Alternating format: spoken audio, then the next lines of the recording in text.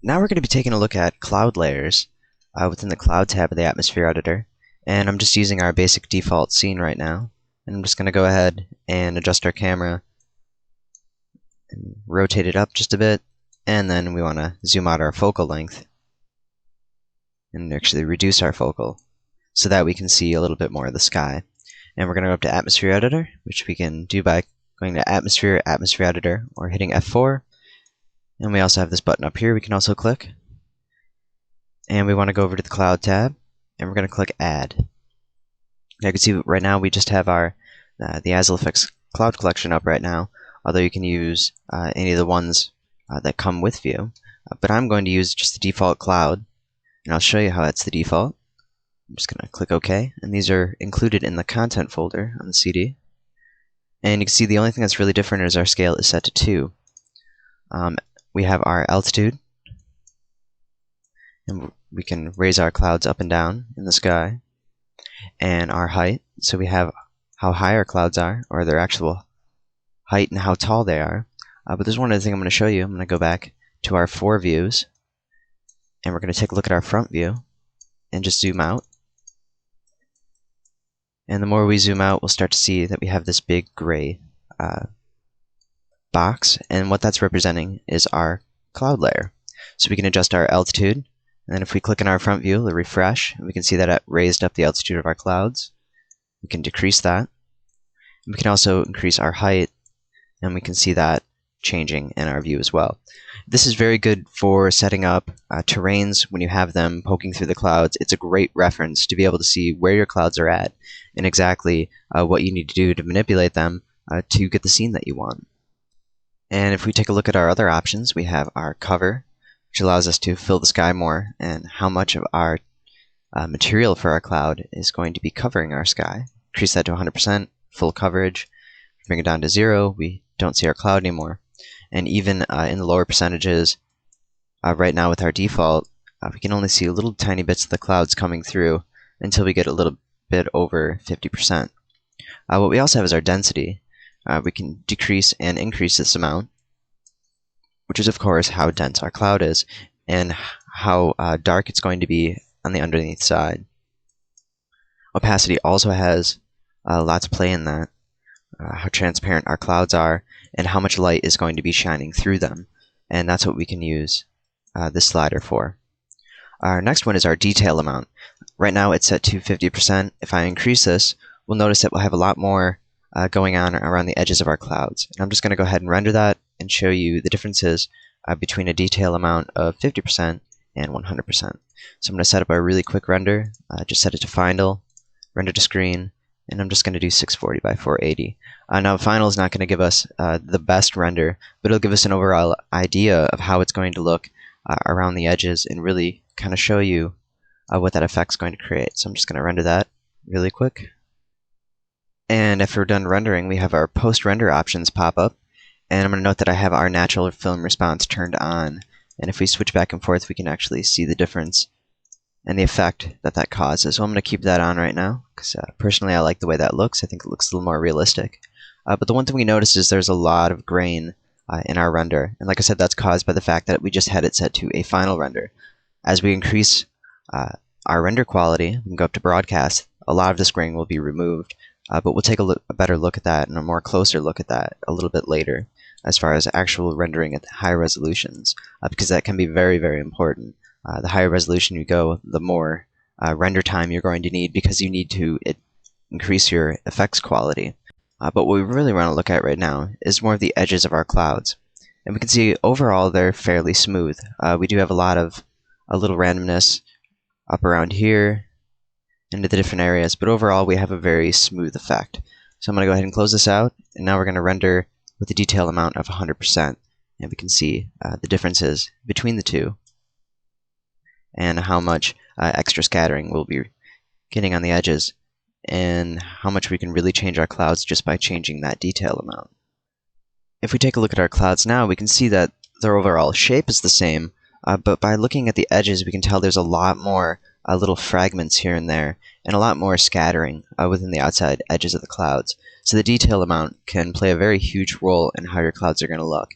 And if I went down and reduced this to 0%, we'll notice a overall smoothing through all the clouds. And we can just see that within our thumbnail preview on the right. And that'll show us fairly accurately what that's going to look like. So I'm going to set that back to around 50% right now. Just to give us a little bit of scattering, but not too much. What we also have is our altitude variations. And what this allows us to do is adjust certain areas of the clouds, and little patches can be raised up higher than others. By increasing this effect to 100%, we get a little more realism, because not all clouds are going to be exactly the same height. They need to have just a little tiny bit of variation there. And of course, the more you increase that, the more little parts are going to start to stick out. So you kind of have to pay attention to exactly how much that is affecting your scene. And the best way to really do that is, I'm just going to go ahead and close this out right now and grab our main camera, and we can prop this up all the way to the top of our cloud layer, and we want to change our rotation so that we're looking almost directly on these clouds. And that way we'll be able to see if there's any areas that are sticking up maybe a little bit too high. And if you want, you could also move this down a little bit lower, because our clouds aren't always exactly all the way up to that line. Part of the altitude variation has a large role to play in that, because you don't know exactly which parts are going to be raised up and which parts are going to be lowered. So you can always go down into the clouds and look beyond that to see if everything looks the way you want it to. We could also go into the clouds anyway to render, so you can do some very interesting cloud animations flying through clouds and whatnot. Of course, the render quality does have to be set a little bit higher, which means your render times will be a lot higher. So I'm going to move our camera back down below the clouds. So we're going to take a look back up at them, and I want to make sure we rotate that towards the sky again. And we just want to see a little tiny bit of the horizon, so we can see that ground plane, but not all the way. And we're going to go back into our atmosphere editor now. And we're going to take a look at a couple other settings. What we also have is ambient lighting. And we can increase this effect to brighten up our clouds. Now this is another method of sort of faking it if you're not using the changes in opacity. Because of course we can also brighten the clouds that way, but we do get a different sort of effect. We can see that we have this lighter sort of distended area and then darker here, but if we increase our opacity back up and use our ambient lighting to increase that, we see more of a flat looking texture and not as much depth. So sometimes you want to use the opacity, and sometimes you want to use your ambient lighting to sort of fake that effect of the clouds. And what we also have is our shadow density. Now currently this is gray because these clouds are not casting shadows on the ground. But once we have a material that is casting shadows, we can adjust this shadow density to create the illusion of a darker shadow on the ground or a lighter shadow. And I'll be showing you that a little bit later. But we're going to right mouse click on our material over here and click edit, so we can take a look at the actual cloud shape and what's making up our actual clouds. And it's being driven by a function. And we also have these two filters. Now these are the default filters, but we can adjust these however we want to change our cloud profile and of course our density production. But let's actually go into the function editor first, and we're going to take a look at the actual function that makes up this cloud. Zoom out just a little bit. We can see that we have a basic repeater. We could title this if we wanted to.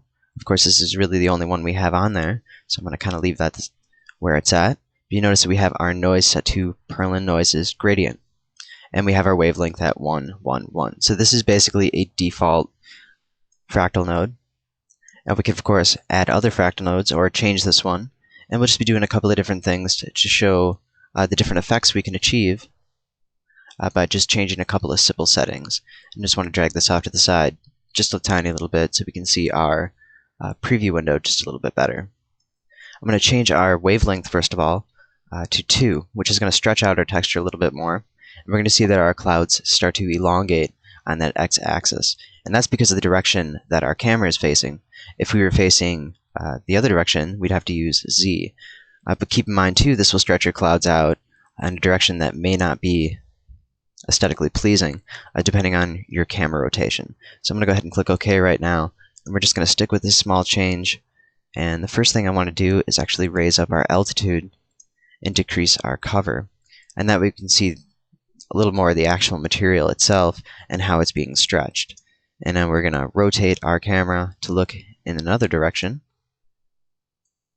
and so we can see how it's elongating across the sky. So it really depends on which way you're facing,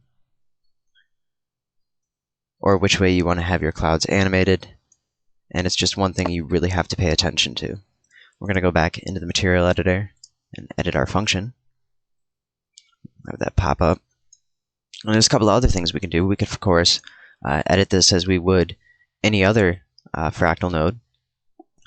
We can add combiners, math filters, things like that to really create the shape that we want. What we can also do is change our different patterns. Right now we have Perlin noises gradient, but I could change this to square patterns. We could do other types of Perlin noises, other patterns. But one thing to keep in mind is you really want to test what you're using first, because sometimes you can get some very sharp lines inside your clouds and it won't look very realistic. So if I change this to crystals, we can see that we have a different shape of cloud, but all of it is still being mostly controlled by our settings that we have within the atmosphere editor, where we have our cover and our density and our height, because those can play a very, very huge role. And when we go back to the function, it's not necessarily what's creating the effect that perhaps we like or we want to change. So you really have to go in and see exactly which tools are affecting certain areas that you like, that you want to improve upon, and settings like that. So we're going to go back to this, and we can change this to flat patterns, clumps, and now we get an entirely different type of sky where we're mostly filled in. So one thing we have to do is we can go back and change our cover. We're going to reduce that a little bit lower. We can take a look at our preview, and we can see we just have tiny little random clouds here and there. And it doesn't look very realistic, but if we lower our altitude, we're going to come over to the side over here, and we'll just lower our altitude just a bit. We can see it looks a lot more realistic because we're a lot closer to the clouds. But if you were looking for more of a stratus cloud, what you could do is reduce your height, which will also give us an entirely different type of cloud. Because with the height, we're expanding upon that 3D volume of our cloud, so we can make it a little bit thicker, add more depth. We change our altitude up, and then we could even have that, if we wanted to, sort of blend in a little bit better, increase our ambient lighting, decrease our opacity. That's very bright at that point, but we could have some very high up clouds that way. And if we wanted to decrease that ambient lighting and maybe increase our density a little bit more and our opacity not so much, we can get a little bit more definition in our clouds. So a lot of it really has to do with those settings and not so much what's in the function editor, although we can create some very interesting looking clouds with the function editor. So let's go ahead and change this up just a little bit more, and we're going to use the cellular pattern in this case. If we can get a very interesting cloud with this, I'm going to drag these panels out of the way, and we're going to increase our cover, but not too much where we have it completely covering the sky. Increase our height just a little, and we can notice we have a much more interesting shape. And if we change this wavelength to 1, so we're not stretching it, we can see more of a square looking pattern and not so stretched. What we can also do is combine our different nodes. So I'm going to delete this basic repeater, and we're just going to start out fresh. What I also want to do is go into our atmosphere editor and make sure these settings are a good global setting, which means pretty much anything we do in the function editor it will work with. So we want to increase our height, decrease our altitude. We want our cover to be about 50 to 60%. And the rest of our settings should be alright. Detail amount, altitude variation, ambient lighting. Maybe decrease our ambient lighting just a little bit. And now we can go back to our function editor. First thing we want to do is click on one of these little invisible squares so that we can get this red outline. And we are going to add either a noise node or a fractal node. In this case, fractal nodes I think look a little bit better, although we can use noise nodes. You want to make sure that you have your detail amount turned down a little bit more, because that noise will create a lot of extra grain and a lot of extra detail around the sides that you may not need. So we're going to change this basic repeater to a Perlin noise, and we could do a gradient. And I want to increase our wavelength on the X to 2, and we'll do the Y to a 0.4, and then the Z to a 1.7, just so it's a little bit different, and we can see how those changes are affecting our sky. And then I want to adjust our density to that, so it actually shows up, and we can see the effect of that rendering. Very stretched out in these different shapes, but it looks pretty neat. So let's go ahead and add on to that. So we're going to click in another area, we're going to add another fractal node, and I want to change this to a distributed pattern. I'm going to use round samples. And I want to change our wavelength to 2, and then 1, and 1. But we notice it's very, very dark. So there's a couple of things we could do. We could increase our amplitude or decrease it, increase our scale, and then we're not really going to see this change right now because it's not linked up. But we're mostly looking at just this black and white right here, because we can see what our gradient is creating on this one. But if we look over here, we might not get as much definition or as much clouds as we want because the colors are so dark. So just adjust that just a tiny little bit. What we could also do is add a filter to that if we wanted to increase the brightness. A gain filter would work. But we want to combine these two nodes first. So I'm going to click in our little invisible area here, and I'm going to add a combiner node. And now right now we have blender set. We could also use combiner, color combiner, add, subtract, multiply, divide, any of these to combine these nodes together to create a different type of cloud. I'm going to use our multiply, and that way we're using the two nodes together. What we need to do is select this line, delete it, and we're going to select our multiply and drag it onto both of these nodes. And then we want to adjust and connect our density to our actual multiply. And we should see the changes show up in our thumbnail preview, where we can see we have little flecks of our new distributed patterns, but we also have our main basic repeater showing up in there as well. And we can, of course, expand upon this. So I can select our line right here, and we can add a turbulence node or a math node, combiner node, constant. We could do a filter. If we go ahead and add that filter in, we can set this to gain. And then as we adjust our gain, we can modify this material even more. And we get a very, very sharp contrast on it in this case. But that might not be reflected within your clouds, because what always shows up in here isn't necessarily going to show up in your render.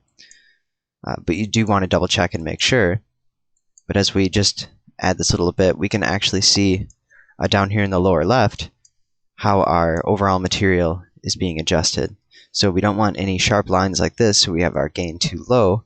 We end up with too many contrasts back and forth between black and white. If we increase this a little bit more, we can adjust how far we blend into it. We can select our multiply, and we could title this and add a description if we have multiples. And what we could also do is even add another node to this as well. So if I could add one more fractal node, and we could change this to pretty much anything we want.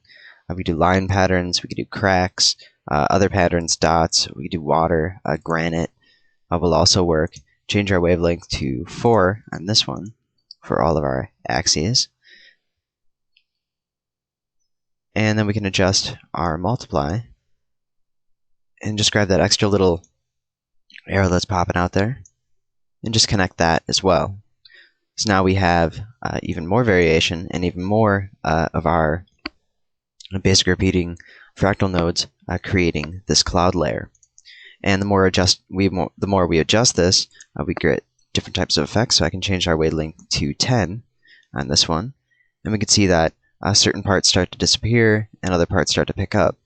And one of the best things to do is just go out and render with each one of these specific nodes by themselves, and just render each frame And then you can look at them side by side or overlay them and kind of take a look and see which areas affect which parts of materials the most, and which materials you should edit, and really start to understand a little bit more of what's actually creating up your clouds.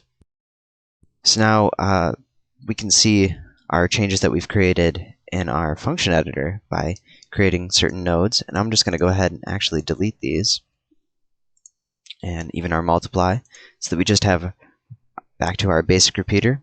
And we're going to take a look at these longer clouds that we've created, and some of the filters that we can use to change how they appear.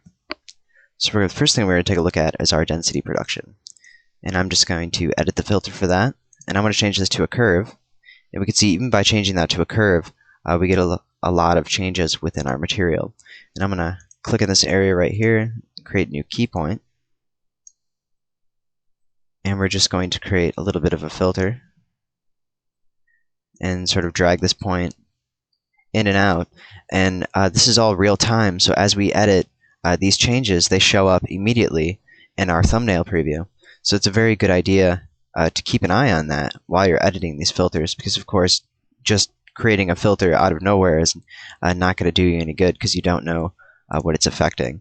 And if you're working with film resolution or HD resolution, it's probably a good idea to actually be rendering between changes, at least at first, until you understand really how the filters work and what they are affecting within our cloud layer.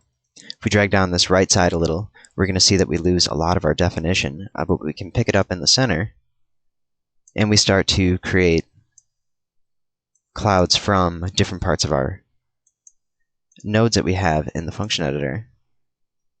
And we can create dramatic changes just using this density filter node. And like I said, just tiny little bits can change an entire material. So it's something to definitely keep in mind while you're creating these filters. Is exactly where the points should be placed and how many points you should have. We could also go a little more dramatic with it and add a few more points, just so you can see the overall effect that we get with multiple points in our scene, or in our filter. And the more up and down we see that we end up with a lot more definition around our edges. So if you want a very sharp cloud, we can sort of do this sawtooth pattern, and that'll create that depending on exactly where the points are placed. But what we're doing with this is we're actually removing certain areas of our density that were normally before very linear. So we've created a non-linear filter node for this to create a little more non-linear of a cloud. And we can raise that up a little if we wanted to. And I'm just going to click OK.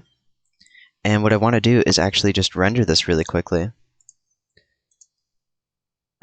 Both versions are normal filter and then the one we created. So we'll take a look at the one we created first, and then we can go back and render a version of our previous linear filter that was on there. So you can see the major differences that are created just by that small little filter. So let's go ahead and just render this really quick. And if we ignore the obvious grain caused by the final render, we can see that we have some very sharp points within our clouds that are being caused by that filter, because we have that up and down and those very sharp cutoffs within our actual filter. So we have very flat bottoms on our clouds, and certain areas that jet out, and then others that stay completely flat. So let's go ahead and close this out, and we're going to reset this filter and create another render just with our default filter, so we can see the changes that were really made by that. And now we can see what it looks like with just that default filter on there, where we don't even have a filter. We just have that linear progression throughout our density, which is default. And it looks really good for these clouds, but of course, like I said, you can edit and move within your actual function that you've created. But it's more of preference, really, than anything. There really is no wrong way to create a cloud within the editor, because you end up with whatever it is that you want.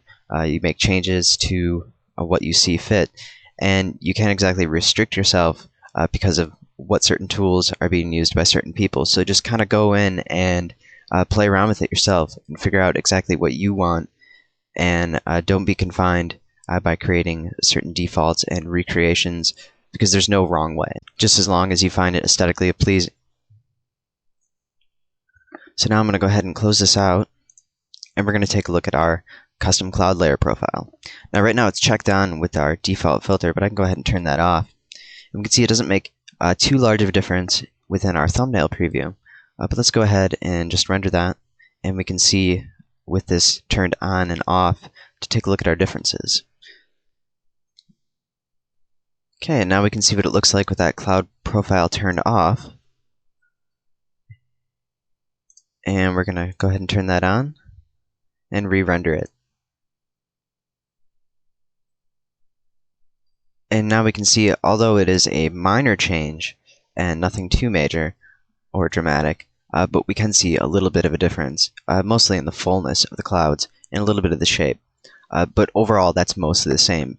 But that's basically because our default filter, and keep in mind this is our default cloud layer profile filter, because the default actual filter is just that straight line across, because these are actually still just the same sort of filter. You can load and save them all the same, but with our cloud layer profile we have this nice little arc which gives us that nice little effect. But let's go ahead and edit this filter, and we can take a look and see what kind of changes we get by playing around with this. So if we remove our center point, which is our highest, we actually lose almost all definition in our clouds completely. And let's go ahead and just bring up our left side a little, and we notice we get a little more fullness as long as we have this turned up a little. And as we bring that back down, it becomes a little more transparent around the edges. And let's go ahead and bring up our right side, and we notice a little more of a change. And we can just play around with this to adjust the overall fullness of our cloud and exactly where the drop-offs are going to be. Let's go ahead and just invert this, so we have pretty much the opposite of what we started with. We'll just turn that up in there, raise that, and we want to center this. And now we have basically an inverted filter of what we had before. And we can see that we still have the basic outline of our cloud shape, but of its overall profile is changed very drastically. And we can drag that down a little bit further, and we can see our clouds really thinning out, and we get a very interesting looking cloud that way. We have a very thin piece on the bottom here, and then just scattering along the top. So we can make some dramatic changes within this little filter, and we can see that our clouds change almost completely except their actual shape. Because overall, their shape's going to stay about the same. It's just how much we decide to fill that shape in that these options come in and give us that ability to change that. We have a few other options that are also really important within our filter, and that is our Influence of Environment tab, where we can make this depending on altitude. We can change this up a little bit, and that'll also change our cloud layer shape, adjust our max altitude and our minimum altitude. So I can go ahead and increase that. And with every little change, we're getting just slight changes in our clouds, but sometimes just those slight changes can make the difference between what looks realistic and what looks like a CG sky. We can make this dependent on slope. And these are overall filter options, and that doesn't necessarily mean you have to use them for your clouds, because it's not always going to give you as dramatic of changes as you'd like, but it'll just give you a little bit of fine detailing in there, where you can go in and do some renders, changes back and forth, and see if you like what sort of clouds are being formed by that. So we can just check all these off if we want to. Click OK, and we also have the same options for our other filter, where we can adjust our influence environment, because this is an overall filter and not just specific to these.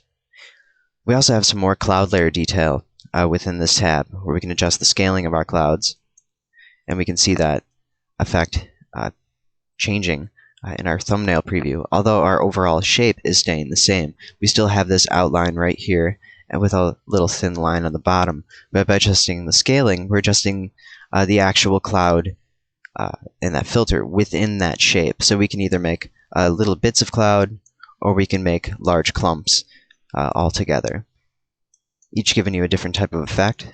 Most of these are fairly straightforward. We have our roughness, which is very similar to our detail that we have back in the atmosphere editor, where we can change how our edges are going to look with the detail amount.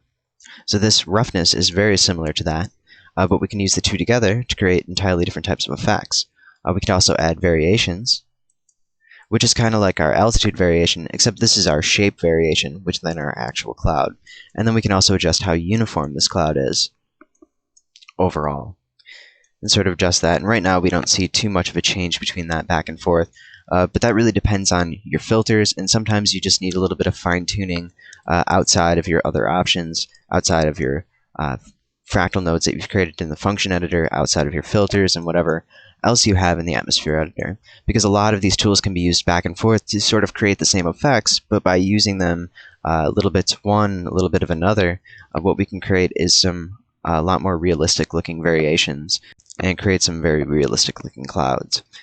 Another thing I want to note is that we have our volumetric color for our cloud. In other words, what this allows us to do is just change the color of our cloud. And I can change this to a blue if we wanted. By default, it's a white. Go ahead and click OK. And now we can see we have some blue clouds in there. So that's a good way to set mood if you're going to be working with a specific color balance. You could, of course, add a little tint of blue in there. And you may not necessarily want to have a deep contrast color, unless, of course, you're doing something a little more unrealistic. But we could have our clouds turn maybe a little pink if we wanted to. Although a lot of that actually has to do with the sky, and we could do that automatically and a little more realistically sometimes by actually editing our sky. But changing the volumetric color can be another additional option, just like everything else, where we can just offset and add little layers of everything on top of each other in order to get the effect that we're looking for and the cloud that we're looking for. Another thing I want to note is although this is a volumetric material within Vue, it is a very specific volumetric material. In other words, we can only use these materials for clouds. We cannot use them for anything else. They won't apply to anything else. It's a specific type of volumetric material. So if you want to save this and map it to something else, it won't work. You won't be able to, or you'll get very undesired results, and it won't look exactly the same, because this is specifically a cloud volumetric material. We can also adjust a couple other things too in our effects, whether or not we have it anti-aliased or retrieving shadows, and a lot of that has to do with our render times and of course its appearance, because if we turn off receive shadows, of course we don't see anything right now, but if we had an object in the scene that should be casting shadows on this object, we'll notice a huge difference. Plus we want the clouds to actually cast shadows on themselves as well. And I'm just going to go ahead and close this out right now. And we can take a look at some of our other options, like animation. Right now we just have our basic cloud animation, where we can change our direction of where our clouds are going to be moving to, and then their velocity and rate of change. And all that stuff's pretty straightforward. The one thing, though, you'll notice is that you won't get a whole lot of movement out of your clouds as far as their actual position and the shapes, but the turbulence, and we will have an animated material within the cloud. So in other words, these little flecks in here will move around and dissolve, and we'll have some really nice animation that way. And it is a very realistic looking and very cool looking effect.